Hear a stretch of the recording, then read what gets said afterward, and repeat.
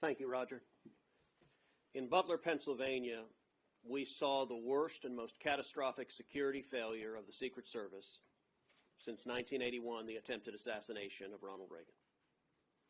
Now, to be clear, the line agents, the Secret Service agents who were protecting President Trump, they demonstrated remarkable bravery that day. They put their bodies between the shooter and President Trump at great risk. So this criticism is not directed at them, but it is directed at the political leadership of the Secret Service. Today we had testimony from the Deputy Director of the FBI and the Acting Director of the Secret Service. And I will say the Secret Service Acting Director Rowe did marginally better than his predecessor. His predecessor, who has since resigned, approached this shooting with an effort to stonewall and obfuscate and refuse to answer any questions. We had an all-senators briefing that she was on where, if you listened to her, nothing went wrong and they did a fantastic job. She should have resigned the day of this shooting. She did not. She should have been fired the day of this shooting. She was not. Acting Director Rowe at least acknowledged that their failure to secure the roof from where the shooter fired was indefensible. That being said, he continued the pattern we have seen from the Biden administration of stonewalling in this hearing. In the immediate wake of the shooting, the Secret Service official spokesperson sent out a tweet saying, "The Trump team never asked for additional security. We never denied them additional security. In fact, we gave them additional security." We now know that tweet is a lie. The person who sent it, the Secret Service spokesperson, still has his job. The acting director refused to answer whether he personally approved that tweet. He refused to answer whether the then director approved that tweet. We now know because the Washington Post broke the story, not because the Secret Service told it, but because the Washington Post broke the story, that repeatedly President Trump's team and President Trump's detail asked for additional agents, additional counter snipers, additional equipment, and repeatedly the Secret Service said no.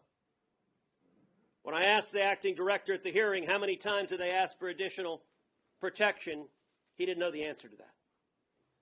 When I asked how many times were they denied, he didn't know the answer to that. When I asked who denied it, he said he didn't know the answer to that. He couldn't answer if it was him, couldn't answer if it was the previous director. He started talking about, well, there's a committee, and this committee goes to that committee, and it was a marvel of bureaucratic nonsense. Apparently, in the Biden Secret Service, the buck stops nowhere. Nobody has responsibility. I asked him, is the individual who denied additional coverage for President Trump the same individual who denied coverage for Robert F. Kennedy Jr.? It's utterly indefensible that RFK went months without Secret Service protection. His father was assassinated running for president. His uncle was assassinated when he was president. RFK Jr. had multiple death attempts. And yet the Biden administration refused to give him Secret Service protection until after the attempted assassination of President Trump. I believe that decision was political. I believe that decision was partisan, and the political leadership of Secret Service understaffed the security detail of President Trump. For the same reason, they did not provide security to RFK Jr. There are obvious questions that need to be asked. Why were there not more agents assigned? When the shooter at 3 o'clock came through the magnetometer with a rangefinder, why was he not questioned? Why was he not detained? Today, the acting director said, well, it was a civilian rangefinder that you'd use on a golf course. Well, the last I checked, the guy wasn't there to play golf. There is no benign use for a rangefinder at that rally. And yet they didn't question him when he came in with the rangefinder, and they didn't question him 2.5 hours later when they saw him using the rangefinder to measure the distance to where the president was speaking. He provided no answer as to why the roof was not secured. He provided no answer as to why there was no aerial support, there were no drones, there were no helicopters. And he provided no answer as to why the local law enforcement they were relying on could not communicate with Secret Service. We now know that 1 minute and 57 seconds before the first shot was fired, bystanders spotted the shooter on the roof with a rifle. We've all seen the videos on X. Pointing out he has a gun, he's on the roof, pointing it out to local law enforcement. That was 1 minute and 57 seconds before the first shot. If local law enforcement was able to speak to Secret Service, they would have pulled President Trump from the podium and he never would have been shot. And nobody else would have been killed. We also know that a local police officer climbed up to that roof to examine directly what was happening, and the shooter pointed his rifle at him. The local police officer ducked down, fell to the ground. That was 24 seconds before the first shot was fired. Presumably that officer has a radio, but the Secret Service hasn't told us that. Presumably with the radio, the instant he saw a gunman on the roof with a rifle, you would be in the radio saying, shooter, shooter, gun, gun.